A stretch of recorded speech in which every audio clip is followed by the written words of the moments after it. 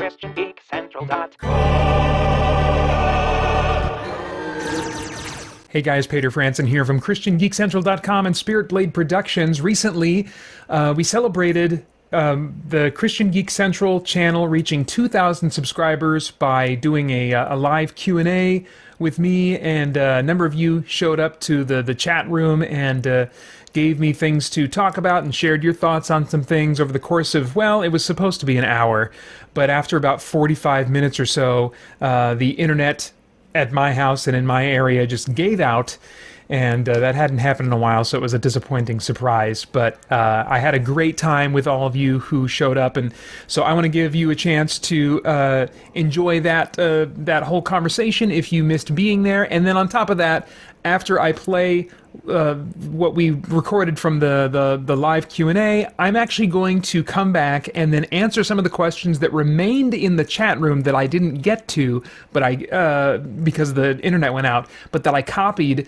onto a document so that I could address them and not leave any of those out, hopefully. So anyway, enjoy this Hangout Q&A and my little add-on at the end.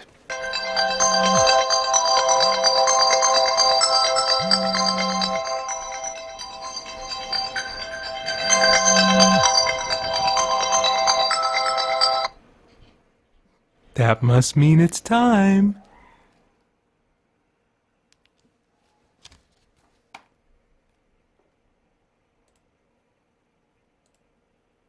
Hey! Anybody here in the chat?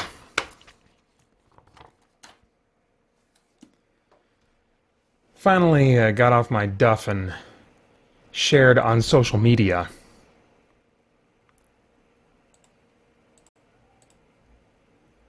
Let me make sure everything's running here.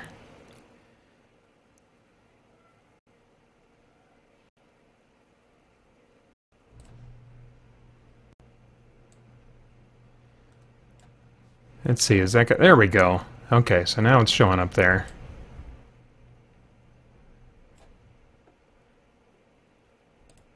And let me pop that out. There we go. Okay. Hey, Scribbling Scribe. Hey, Ridge Napier. Thanks for coming out. So, 2,000 subscribers. Holy crap. I feel like it was just, man, like maybe it was just about a year ago that I did one of these for 1,000 subscribers. But that's been very, very cool to see things growing, and it's never really snowballed and gotten away from itself and been really impressively fast in terms of growing numbers, but it's been neat to see it kind of, I guess, predictably growing over the last year or so. So, Ridge Napier says, want to chat about Marvel again like last time? Last time, like last live stream I did, or did we end up talking about Marvel last time I did one like the subscriber live stream? Yeah, I'll talk about Marvel. What do you want to talk about? What are you digging on with Marvel these days? Be it comics or movies or animation, or what are you hoping will come about in one or more of those mediums, or whatever? You put the topic on the table, and I'll be happy to blab about it with you.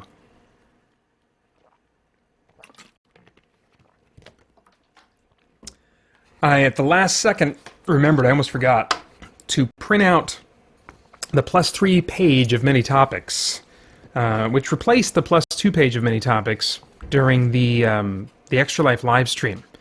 The +2 page ran out of charges, and so had to be abandoned.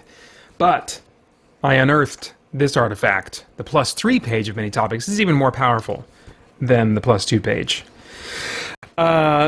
Let's see here. Okay, so it was the last live stream. What would you say, says Ridge Napier, is the most underrated sub-superhero? For example, like how Venom has different ones like Anti-Venom. Oh. So they're like a superhero that is spun off of another superhero? If I understand you correctly. I mean, the one I mean, as far as what's the most underrated, I don't know. I'd have to think about that. But what comes to mind immediately, just the most recent example, I've been reading, what is it called? Miles Morales Ultimate Spider-Man. I've been kind of catching up on the Ultimate run, and I'm near the end of the Ultimate Universe run. And well, she's not called Spider-Woman, but Nancy Drew. Not Nancy Drew, that can't be her name. That's the detective girl. Jessica Drew. Jessica Drew. Who is actually in that universe the female clone of Peter Parker. And she has kind of a slightly different power set, and she becomes Black Widow in that universe. But I guess that would be kind of maybe what you're talking about is some kind of superhero that is spun off. They're not like necessarily a sidekick, but they're spun off of some other superhero. Underrated. Man, I don't know. Which ones come to mind for you as like ones that you think would be worthy of more attention? I feel like, I guess I don't pay much attention to what other people are really excited or into when it comes to superheroes and stuff. I just like what I like, and I don't worry about, if other people like them or not, or really reflect on, yeah. And that's a narrow category that I don't have a ton of experience in. I could name some underrated superheroes or some underrated comic books. One was, I think it was called Hero, but it was based on the property Dial H for Hero. And in, I want to say, like the early 2000s, there was this really great series that was able to end on its own terms, but just barely. It was kind of getting canceled and knew it was getting canceled, so it wrapped up its story pretty quick. But the concept is this dial that whoever gets their hands on it, if they dial in HERO, they get turned into some random superhero concept. And don't necessarily use it for good. But that's a great comic book. Let's see here. Regin Appier says, Spider-Man 2099 is a cool variation of Spider-Man. Yeah, I have a few in long boxes tucked away somewhere. I've got at least 1 or 2 issues of Spider-Man 2099. Definitely a very cool look. And he's got those, like, he actually has like a more spider-like, well, no, that's not true. I was going to say he has more spider-like gripping abilities, but that was where I was mistakenly thinking that Peter Parker is like an adhesive sticking, where actually he does have these little teeny tiny fibers, that kind of grip things.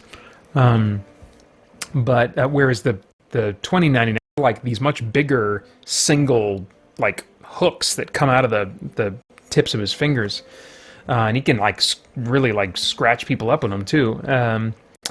Those weird Deadpool variations for me, I don't even know their names. I didn't even know there were Deadpool variations. Probably thousands of variations of every superhero. Yeah, what I guess I would say is that deservedly so, for a long time, I would have told you that all the spin-offs of Superman were not underrated. They were rated appropriately as, deserving to be forgotten. But I think once Crisis on Infinite Earths wiped them out, and they started in like the late 80s and early 90s creating new concepts that were kind of spin-offs of Superman, then it got more interesting. Like the first one was Matrix. That was the name of the first Supergirl that came after Crisis on Infinite Earths, and she was not Kryptonian. She was some kind of like a shapeshifter kind of thing. It was weird, but I found her interesting because she wasn't just like another Kryptonian, Same with Superboy, but I guess Superboy was always just Superman when he was a kid, right? But then the new Superboy that came along, I hated him at first. I at least appreciated that he was a clone and not just some other Kryptonian. But man, for a while there, before Crisis on Infinite Earths, they had... I'm pretty sure they had a Superwoman. I know there was a Batwoman, Supergirl, Superwoman, Superhorse, Supercat. I mean, they had different names. Superdog, Crypto the Superdog, And I was so glad to see them go, with Crisis wiping them out, because... And I didn't even read Crisis when it was published, but I mean, retroactively, I was glad to see them go when I discovered that that's how they were disposed of. Because I felt like every surviving Kryptonian anything, dog, girl, whatever, made Superman less unique, I guess. Rich Napier says, so do you like graded comic books, or do you think they're boring since they're in plastic and you can't flip through them? Correct. Personally, I don't have any use for comics that you can't open up and read. I don't have any in my collection that I've said, oh, I'm not opening this. I'm totally content for other people to enjoy that facet of the comic book hobby, and I will happily just read mine. I've got plenty of well-worn issues, and some that are just lightly loved, and everywhere in between. But yeah, I do like to take really good care of my comics, and when I would lend them out, and people would ask me, or I mean, are you really protective of your comics? I would say, no, I'm not. I don't collect them for value. I just want them to last as long as they can, so that I, can continue to enjoy reading them. And now, so that potentially my boys can start reading. My oldest Asher just recently really started connecting with the Justice League series that was based on the animated show. And he's in 6th grade now, and so I anticipate that sometime around next year, he'll be, done reading those, and he'll maybe be hungry for some more, like, I don't want to say adult, but some comics that are aimed at mid to late teens, and older. So we'll see. Let's see here. Reggie Napier says, I'm 15 and spoiled to CGI, so I don't like the original Superman movies, LOL. Yeah, I can. Yeah, I had a sad realization with man. That's so you're 15, so 12. You're just 3 years older than my son. That's crazy. I've interacted with you in chat before. I've guessed that you were 15. So good on you to just carry yourself with maturity. But yeah, Asher, I kind of realized is probably I probably missed the boat on the Superman movies, the original, like the Christopher Reeve ones. I think he might be into, and maybe you would be too, when if you ever gain an interest in like film, like filmmaking, and just acting as a discipline or whatever, or if you find yourself able to be interested in a movie that's purely because of the story and the drama, as opposed to like, wanting the explosions and stuff like that. Nothing wrong with that, but and I think when I was like I think, gosh, even up and through some of college, I was not interested in just like flat out dramas. But I think if you get to the point where you are interested in dramas, or you're interested in movies like just for the performances, just for the script and stuff like that, what Christopher Reeve does with Clark Kent is really brilliant. I mean, he just created I think his Clark Kent is in some ways more memorable and more definitive than his Superman, just like his bumbling and realizing that that's all an act. I mean, yes, it's an act because Christopher Reeve is an actor, but I mean, in the story, Superman is acting. He's acting like a buffoon, It just, there's a lot of interesting depth and richness in that performance that I really appreciate. And so even as the Superman stuff in those movies, the action sequences gets rated and just more and more cheesy as the years go by, I think you can watch those Clark Kent scenes and still really get something out of them. Hey, Gabriel, thank you. He says, congratulations on 2,000 subscribers. Thank you very much. Yeah, it's cool. Weird, and and it's weird because in some ways it feels like a big deal, like 2,000. Dang, there's 2,000 people that at some point said, I'm interested in more of this person and what he's doing, and so that's 2,000 people that just click that button at some point, even if they've long since forgotten, about this channel. And at the other hand, my boys, I told them today, I'm doing a live stream today, boys, and it's kind of a special one. Do you know why? It's because I have 2,000 subscribers for the YouTube channel. And they're like, oh, and they like clapped, and then my youngest said, yeah, Dan TDM has 26 million subscribers. And I was like, yes, I'm sure he does. But you got to celebrate these milestones, even these little milestones, when they come along. So, Rugged Warriors, wasn't there a super cow or bat cow or something cow? I want to say that there might have been a bat cow. I can almost imagine it in my mind. As horrifying as that thought is. Like all the bat stuff, there was definitely a Batwoman, Batgirl, of course, Batmite, which is like this little cartoony type character that even like, it wasn't Alan Moore, who was it? Grant Morrison tried to kind of bring into canon as some kind of like a psychological construct in Bruce's mind or something, But it was really sad to see some of those Bat offshoot characters. I'm like, no. I didn't like Batgirl for like the original. I mean, what little I saw of her before she was paralyzed, I was not interested at all in Batgirl. And then Gail Simone wrote her when she got unparalyzed and brought back. And I don't know what it is. Gail Simone seems to be able to write the phone book and make it interesting to me. And that first issue of Gail Simone's Batgirl, I looked at that cover, I was like, I'm going to hate this book, because she looks all prettied up with her hair flowing and a big smile on her face, like she's ready to walk on the runway. And I'm just like, listen, if you put Bat as the first half of your superhero name, you're in some way conjuring up, taking on the mantle of the Bat, that Batman has carried, then you need to be a terrifying creature of the night. You cannot have this big glossy lipstick smile and your beautiful red hair flowing out. It just does not work for me. Somehow that book was great. I really enjoyed reading it. I hope to get back to it at some point, but it was one of many that I just dropped when the New 52 I realized was just not for me. On that subject, though,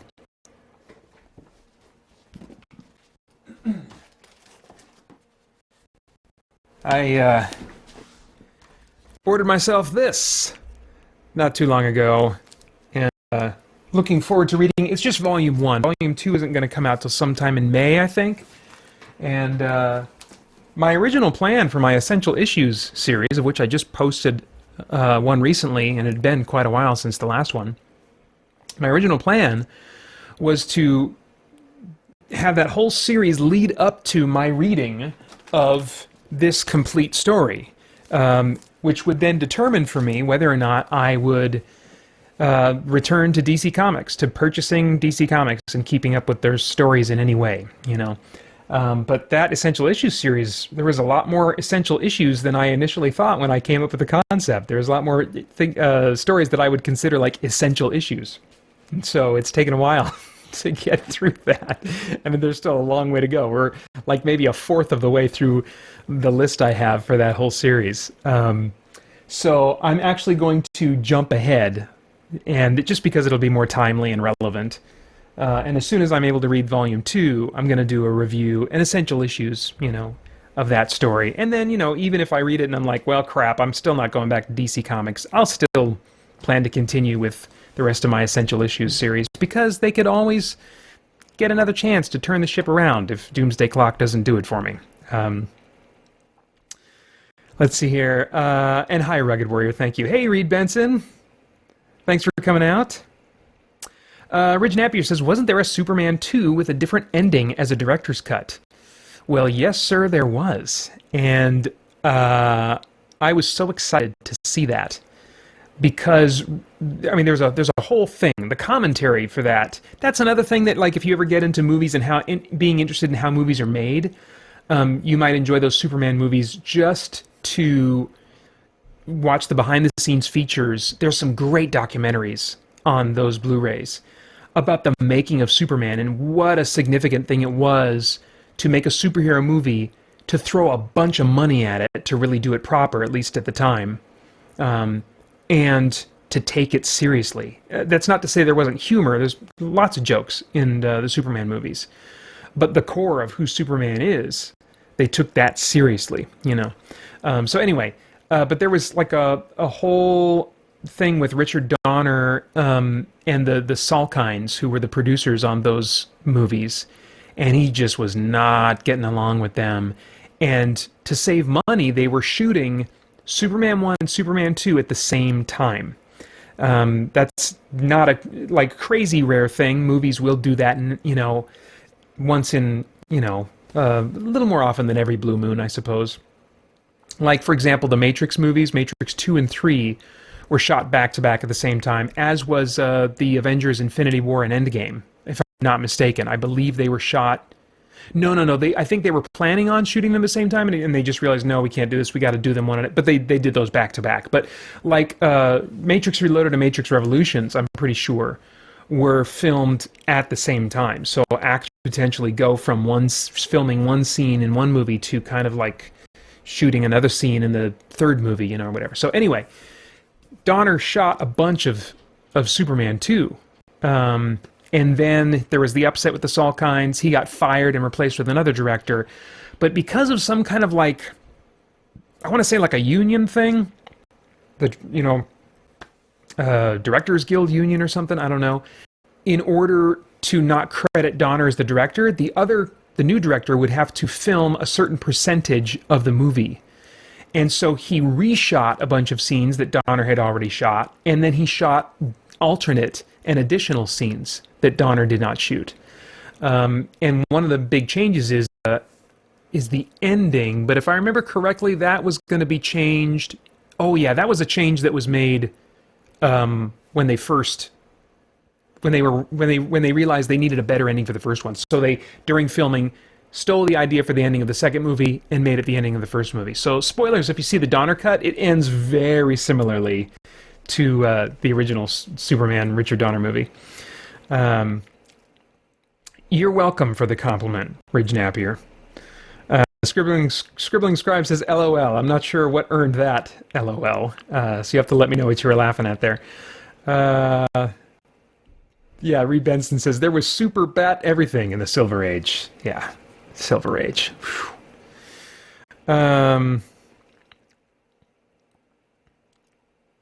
Let's see. Ridge Napier says, personally, I would rather be a semi-celebrity than a full-on one. So, like, if I went in a store, one or two people could recognize me, but not a big fanfare. Kind of like an underground metal singer. So maybe that's what I should aspire to have, the popularity of an underground metal singer. Because I, too, would not... I don't think I would do well with fame. Yeah, that's one reason, you know, that I've wondered. I was like... You know, because I've always been kind of like on a performance track of some kind, you know, like do things and perform. I mean, I've been like doing acting stuff with the audio dramas and all that, but before that I was planning on being a vocal artist, and so I've always kind of had that bent towards performing. And originally I was planning on going to, I mean, in high school until the start of my senior year of high school, I was planning on graduating and then, you know, going to acting school and being in movies and stuff, you know. But I've reflected over the years at how God just kind of has steered me away from things that, even if I had the talent for it, you know, would have resulted in, you know, really big fame, you know. And I wonder if that's one of the reasons why, you know, my work hasn't like really exploded, you know, at this point. A good chunk of that is just because I'm bad at marketing, you know. But I also wonder if God is just kind of protecting me and knows that, or just like having me just not be in that situation in life, you know, because He knows what that would do to my character. In ways that I can't anticipate, or He knows that it would just be a real strain on me. Like you mentioned, I can't imagine the feeling of not being able to like be anonymous in public, you know, because I'm such an introvert. So like to go to the grocery store, I mean, it must be, you know, for some of the, because there are, you know, some big Hollywood actors that are introverts, and usually they do a pretty good job of staying out of the spotlight. They're not the ones usually that are like in the, you know, like the tabloids and stuff. Like, I think Johnny Depp is an example. I look at him, and I've seen him in a couple interviews, and he's very quiet. and he just strikes me as a real introvert. And like a guy that, when he gets in front of the camera, can do a crazy Pirates of the Caribbean character that's totally bonkers. And, you know, several of his characters have that really bonkers, over-the-top quality to them. And then you see him in interviews, and I'm like, you know, I relate to that. I relate to being in front of a camera by myself, or being in front of a microphone when I'm recording for an audio drama, and just throwing myself into whatever character or performance or moment or whatever I'm doing and creating, you know.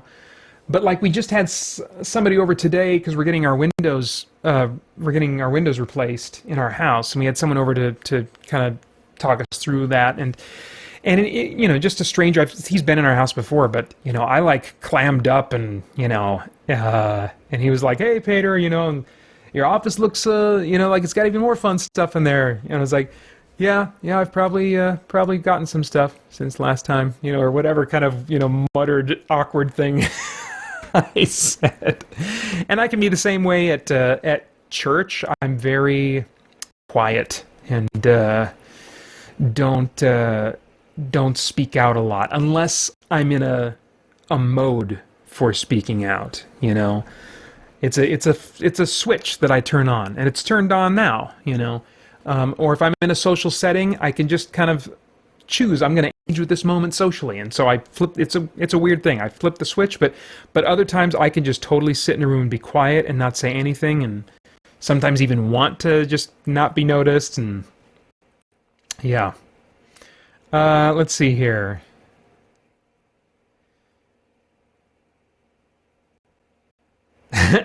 Scribbling Scribe says, "Ah, yes, but hath there ever spawned forth a bat?"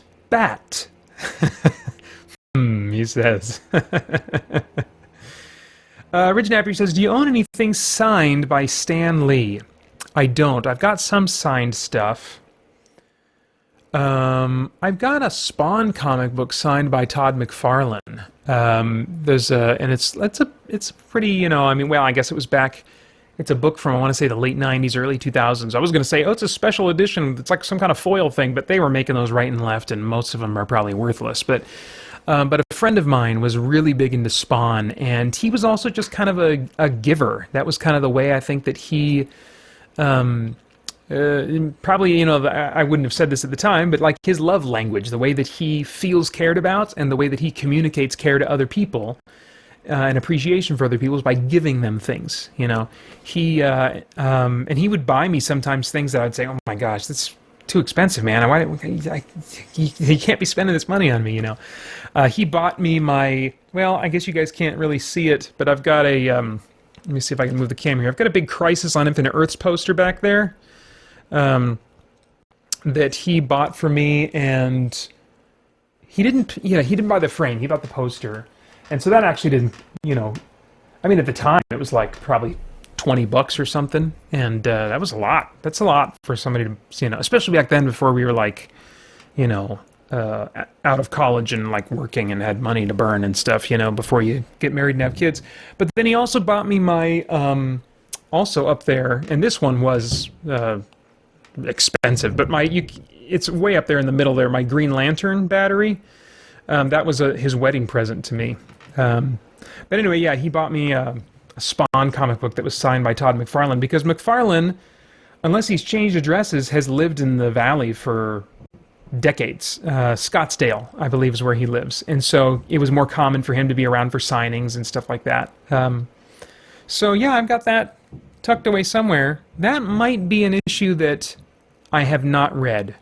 But not because I was like, oh, got to preserve this. I've just not been into Spawn. Let's see.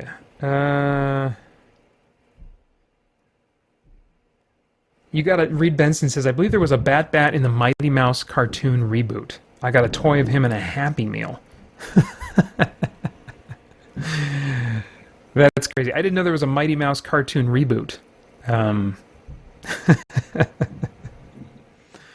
All right, what else, guys? I'm getting close to catching up with where you were at in the chat. Questions, comments, things weighing on your mind. I can always tap into my +3 page of many topics, but you guys are here, you guys are now.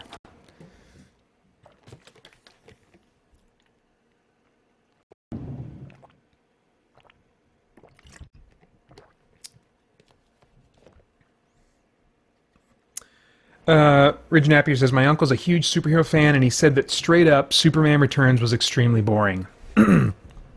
I can relate to that sentiment. I wouldn't have called it boring myself, but that is because I was really connecting to the Christ metaphors going on, especially in near the climax of that movie and following the climax. That was I mean, they were leaning into some Christ metaphors in the Richard Donner movie, but they really leaned into it there, even more so than Zack Snyder did. And Snyder, oh no, that's not true. That's not true. At least in Superman, in Man of Steel. But Batman versus Superman, well, for those who've seen that movie, he really leaned into it there. But probably not to a greater degree in that movie than, what's his dude? Guy who directed the X-Men movies, Bryan Singer. He leaned into it.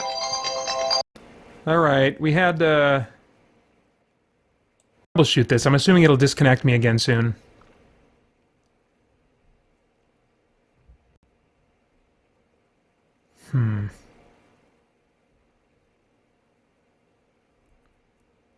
Well, it's not saying I'm having dropped frames at the moment. I didn't see any warning of that. Did you guys see that starting to go south when, before it cut out? I mean, right now it's saying excellent connection for my stream, so... And that's the first time I've had any issues with the stream since I got my new computer. Anyway. Alright, well, I guess I'll just keep trying for now. It looks like, I mean, that's a minute now that I've been back on without any dropouts, so... lost my train of thought, though. Let's see if I can find it again. Well, let's see. Ridge Napier says here, another problem with fame on YouTube is you wouldn't be able to recognize individual fans' comments. I suppose that's true. One thing that I've always really appreciated about the Christian Geek Central community, and before that when it was just the Spirit Blade Underground community, is just the regulars and getting to know people's usernames and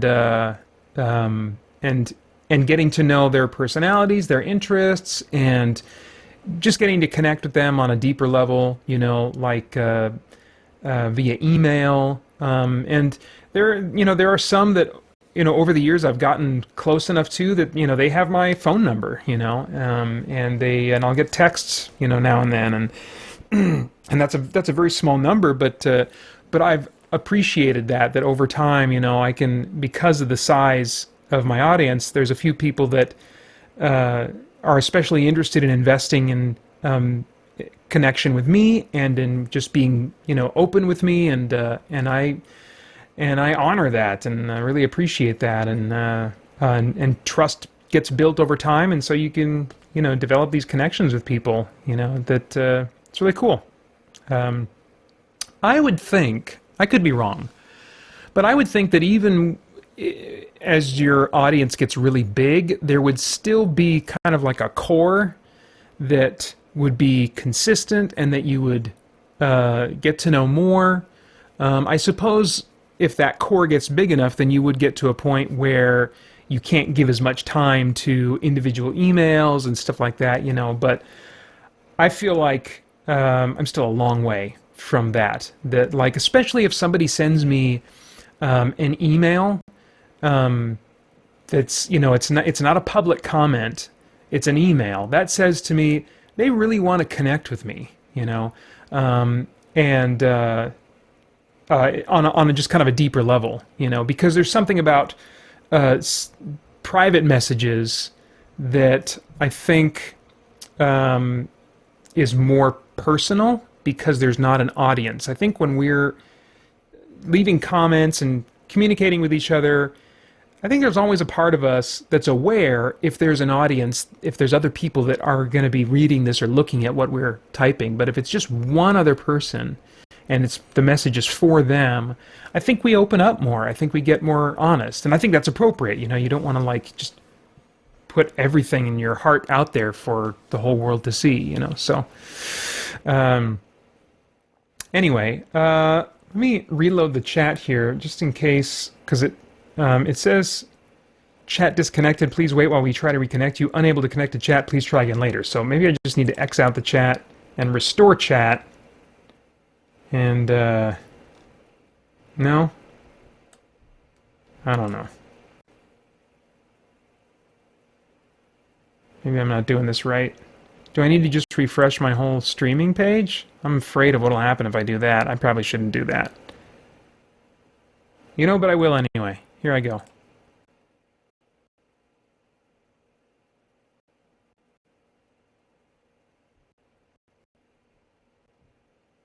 Oh, there we go. Okay, so that was the right thing to do. That was the right thing to do. I needed to refresh my whole thinking stream page. So now I see some new comments here. Gabriel Stinson says, how is everyone doing with social distancing? As I commented on the forums and on the podcast recently, Holly and I both work from home. And since spring break, which spring break was 3 weeks ago, our boys have been home with us. They were, like the weekend before they were supposed to go back to school after spring break, we got notified, no, they're not going back to school. They're Monday, no school. And then by Sunday, we heard, no school for the next 2 weeks. And then just this morning, we got a text from my dad, who's a retired teacher from our school district. So he's still kind of connected and in the know and stuff. He let us know that school had been canceled. And this is public knowledge. School had been canceled for the rest of the year. So we are social nearing. We are not social distancing. And it's pretty intense. In fact, I had to sit down with the boys today and just kind of reset some expectations because Holly was just kind of starting to get stressed, because some things, she's a pharmacist, she works for an online company, and so because of the coronavirus, there are various just things going on in the pharmaceutical industry, as you can imagine, that are bringing about changes in her work, her normal work status quo that are introducing extra stress into her life. And then on top of that, to hear the boys playing and laughing and screaming and fighting and, and stuff like that, it just got to be overwhelming. And so we established a new status quo in our home where from the morning until 3:30, which is when they would be home and after being in their rooms for an hour, because normally on school days they come home and they do homework in their rooms, and then just for whatever time they have left of that first hour home, they just stay in their rooms. So until 3:30, our house is like a library. I told them that we just got to think of this place as like a library. You got to be really quiet. You can't have anything on loud when you have screen time. It's got to be really soft. And no matter what you're doing, we got to treat this like it's a library, and just got to use soft muttering voices until 3:30. So, let's see here. Aaron L. says, I'm playing... Oh, hi, Aaron. I don't think I said hi to you since you showed up. I'm playing Metro Exodus on Xbox Game Pass and listening in. Sweet. I really wanted to get into the Metro series. I really gave it a good try. It just got to be too hard for me. Yeah, just got to be too hard for me. I mean... With me in difficulty, it's a combination of both the difficulty itself and my tolerance for dying and restarting material. And playing it again. I get so discouraged by dying and then having to go back and do it again. It's so discouraging to me that, if I die and get sent back, and that happens, once or twice in the whole time I'm playing like a 15-hour game, that's fine. you know. But basically, if I attempt something 3 times, don't succeed on the 3rd attempt, I'm done. I just can't take it. Let's see here.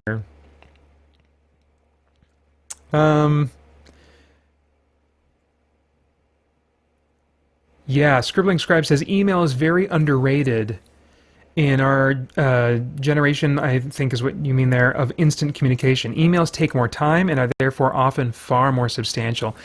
Yeah, and I think it's that interest in substance. Oh man, I'm gonna sound arrogant and conceited. So I don't mean that to sound the way it is, and I don't think that's where my heart is, but I'll just put this out there. I think one of the reasons that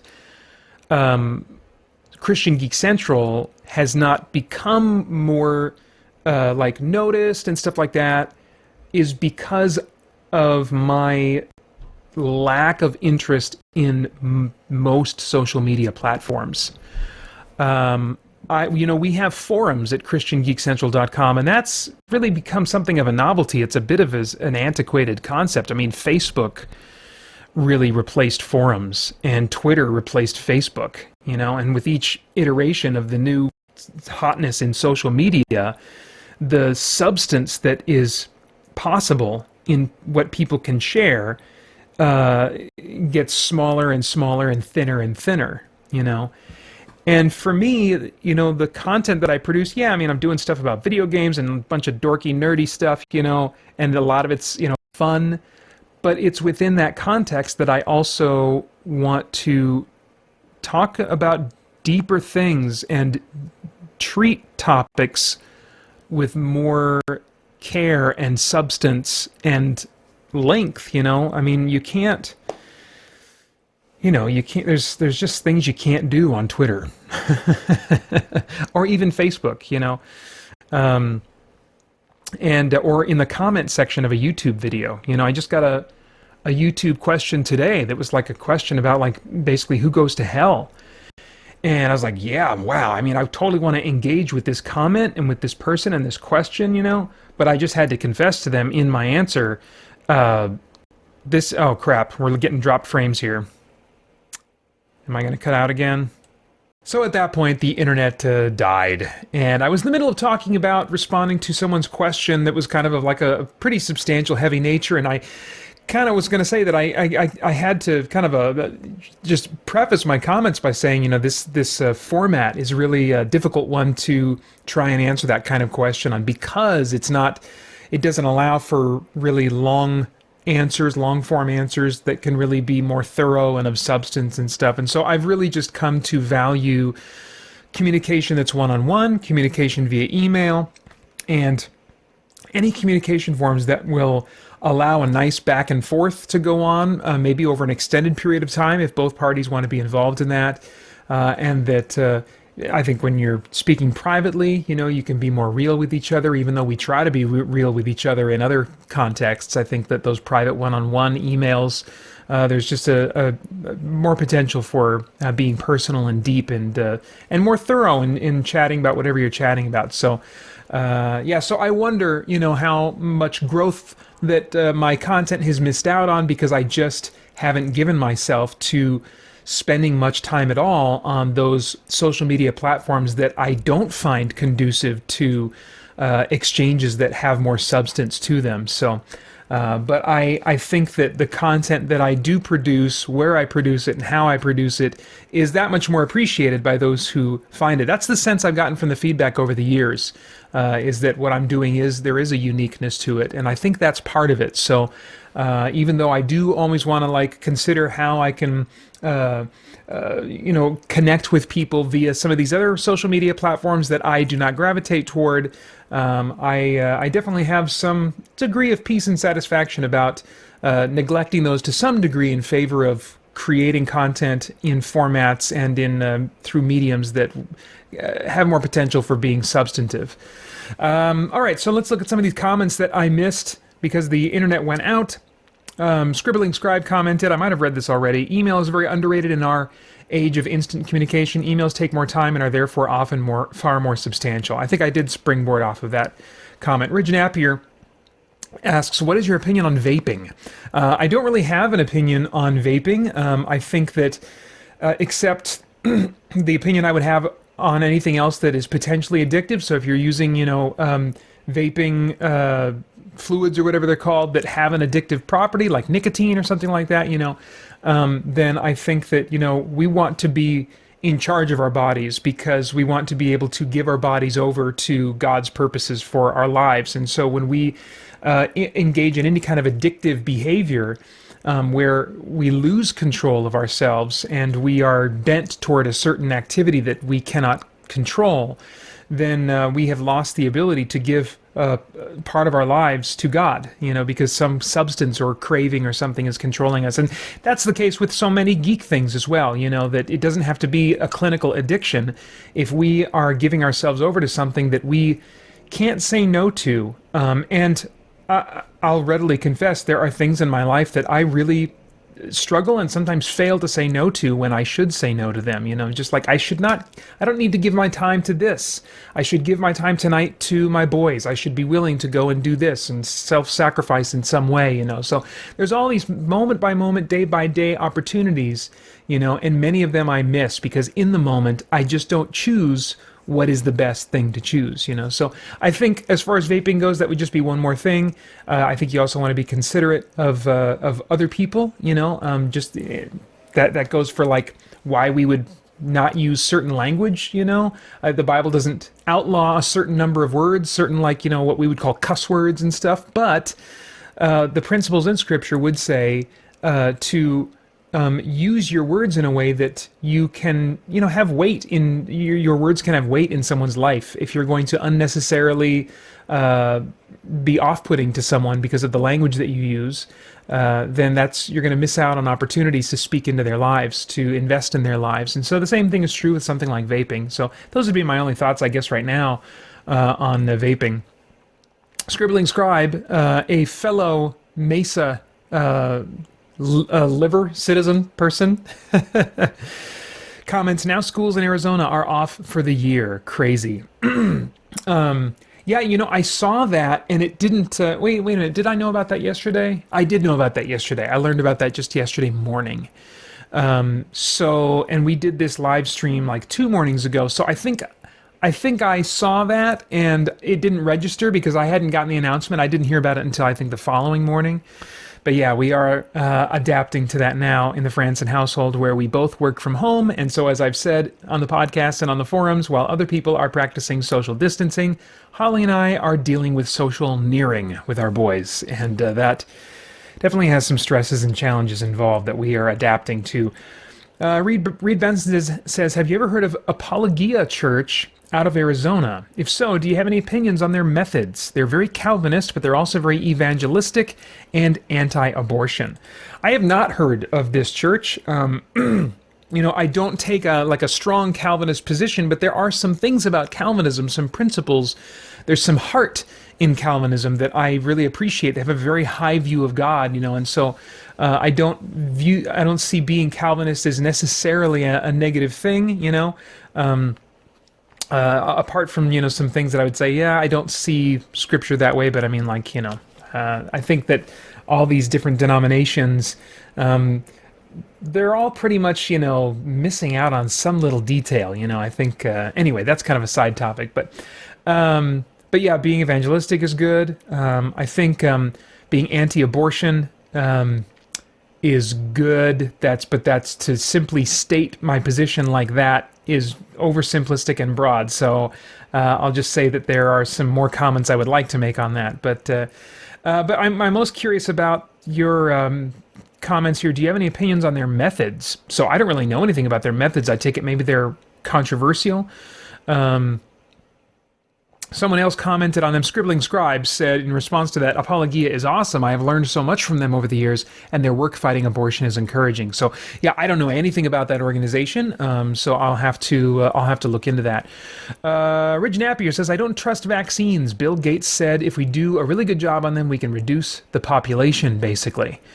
Yeah, I have no idea. I'm not familiar with that comment from Bill Gates, and I wouldn't say that I don't trust vaccines, but I think there are some things that that we have yet to be fully aware of regarding vaccines, and factors that a lot of people maybe don't consider when they vaccinate their kids. But we did vaccinate our kids, but did it really paced out and slowly to avoid the chances. I mean, there's just a lot of anecdotal evidence, and getting the hard evidence about the effects of some vaccines is really hard to nail down. There are people that will very passionately tell you different, but they have not made their case to me persuasively. Granted, that's also not an area of interest for me that I'm really interested in examining the cases pro and con and stuff like that. That's been more something that my wife Holly has been kind of like the eyes and ears for in our family. But yeah, so I can't really comment very much on vaccines or any comment from Bill Gates about them. Scribbling Try says, I can't imagine the stress for people who have to handle the complication of kids not at school, plus the many job layoffs and being stuck at home if they do have to work. Yeah, I mean, you know, we are so blessed to still have my wife able to work. She provides the income for our family. Spirit Light Productions, Christian Geek Central do not feed into our family income. So her being able to continue work has just been a wonderful blessing. It's had some mixed junk in with it, because stress has increased at her work. She's a pharmacist. She's a work-at-home pharmacist. And so all kinds of things are changing and shifting in that arena that she's having to adapt to, and that have brought some serious stresses into her recent days. But yeah, I know, you know, that she and I still have it much better than parents who are having to figure out how to work from home, period, along with, as you say, having kids home at the same time. I mean, we basically are adapting to quarantine, you know, by shifting into what is our summer schedule, you know, because we've both been working at home for enough years now that we've learned some rhythms of of having the boys at home during Christmas break, and then for months during the summer vacation, I come up with a schedule for them, and so I just had to scramble and update that schedule and put them on it, you know, a lot sooner. So yeah, that's if anybody wants, you know, any prayer right now, or any community to connect with, I encourage you to go over to our forums as one option I would humbly recommend. That's over at christiangeekcentral.com, and there are people there that would love to pray for you and just chat with you, you know, give you another human being to in some way interact with, you know. Rugged Warrior says, I'm taking this as an opportunity and going to start personal training school. Oh, wow. I wish that the live stream hadn't cut out so I could ask you more about what that is going to involve, if that's some kind of online thing or like a personal thing you can do all by yourself or what. But I continue to respect your commitment to physical fitness, Rugged Warrior. I have been, you know, as many of you guys know from listening to the Christian Geek Central podcast, I've been sharing the results of my weekly waistline update for months now, all the way back going to August 2019, and continuing on. And I just kind of finally broke through 4 weeks of being at the same measurement by making some additional changes, and so it's been a good process. It's been certainly challenging, but it's also been rewarding. And yeah, I think about guys like you, Rugged Warrior, and it's encouraging. So yeah, my hat's off to you. And that's it. That covers everything that was left in the chat. I want to say thank you to all of you who have watched my videos, who have subscribed, who have shared my videos with anybody else.